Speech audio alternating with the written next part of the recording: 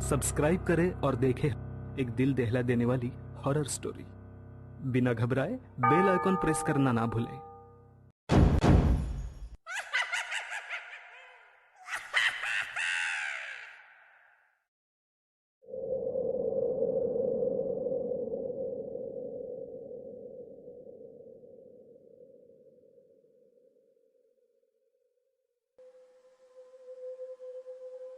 Doctor साहब, कुछ महीनों से मेरे पीठ का दर्द बहुत बढ़ गया है। पता नहीं चल रहा ऐसा क्यों हो रहा है। आपने जो दवाइयां दी थी वो मैं ले तो रहा हूं, लेकिन कुछ असर नहीं हो रहा है। अचानक से पीठ में बहुत दर्द शुरू हो जाता है। रमेश, स्ट्रेस की वजह से तुम्हारा दर्द ठीक नहीं हो रहा है। तुम अब भी उसी सदमे में हो। तुम्हें सब कुछ भुलाकर अब कपिल के बारे में सोचना होगा। कपिल का भविष्य अब तुम पर निर्भर करता है। अगर तुम ही हिम्मत हार गए तो कैसे चलेगा? डॉक्टर, शायद आप ठीक कह रहे। कपिल की चिंता ही मेरे स्ट्रेस का कारण है। लेकिन कपिल अभी बहुत बदल गया है। पहले की तरह अब वो बिल्कुल हंसता खेलता नहीं, चुपचाप सा रहने लगा है। पढ़ाई तो मन लगाकर करता है, स्कूल भी वक्त पे जाता है, खाना भी वक्त पे खाता है।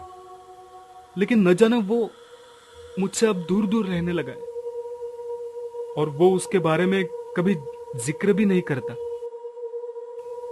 वक्त सबसे बड़ा मरहम है रमेश। उसे थोड़ा वक्त दो, वो धीरे धीरे सब भुलाकर फिर से पहले जैसा हो जाएगा।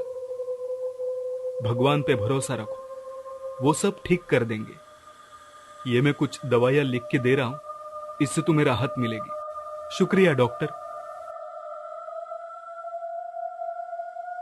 12 साल का कपिल उसके पिता रमेश के साथ रहता है। कपिल बहुत होशियार बच्चा था। स्कूल में, स्पोर्ट्स में, सभी में होशियार होने के साथ ही वो बहुत समझदार भी था।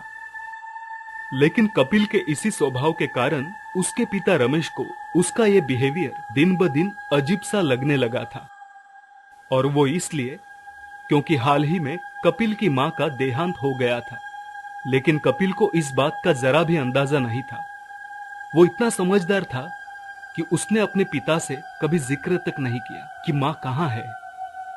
जब वो स्कूल से घर आता तो अपना होमवर्क करता और खाना खा के सो जाता। दूसरे दिन सुबह उठकर खुद स्कूल के लिए तैयार भी हो जाता और स्कूल चला जाता।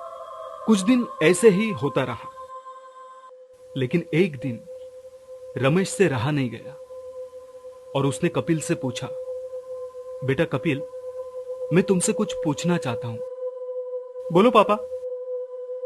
लेकिन तभी रमेश की पीठ में फिर से बहुत तेज दर्द होने लगता है। कपिल पूछता है, पापा क्या आप ठीक है? हाँ बेटा, मैं ठीक हूं।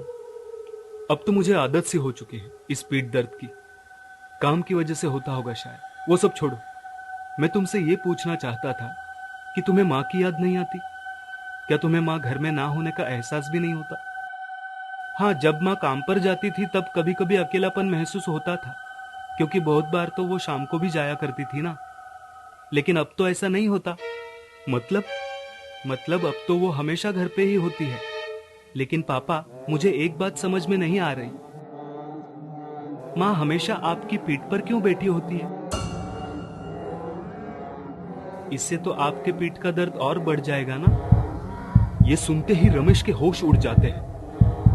उसके पसीने छूटने लगते हैं। डरते हुए वो पीछे पलटकर आईने में देखता है।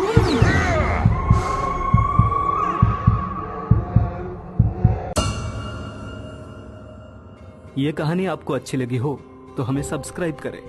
हमारा इंस्टाग्राम और फेसबुक पेज जरूर फॉलो करें। अगर आपके पास ऐसी ही कोई कहानी हो तो हमें कमेंट बॉक्स में भेजें।